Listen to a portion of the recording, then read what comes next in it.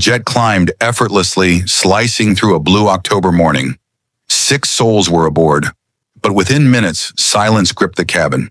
It started with a hiss, almost too soft to notice. The flight attendant checked the galley when a sudden chill swept over her. She reached for the intercom, but her breath crystallized in front of her face. Her knees buckled. Darkness swallowed her. The cockpit was no better. Warning lights flickered. The pilots' voices slurred over the radio as they fumbled with controls. Confused, sluggish. Then, nothing. Air traffic control listened helplessly as the Learjet continued straight, unresponsive. At 40,000 feet, the aircraft became a ghost. Fighter jets were scrambled. They approached cautiously, expecting frantic faces pressed to windows, a wave, a plea. Instead, they saw passengers slumped, motionless, oxygen masks dangling uselessly. The pilots sat rigid, eyes glassy, and then one of the escorts reported movement. A shadow shifted inside the cabin.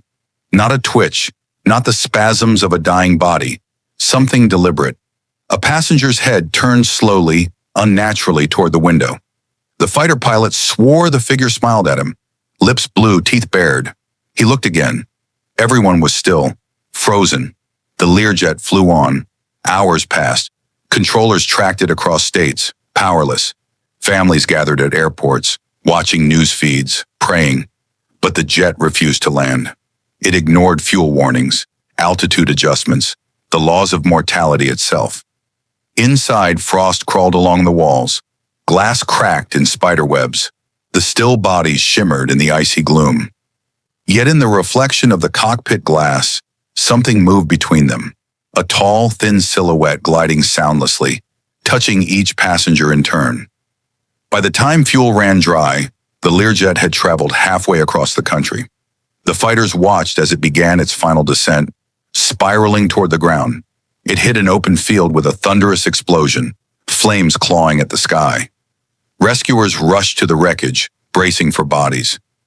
They found twisted metal, scattered luggage, and scorched earth.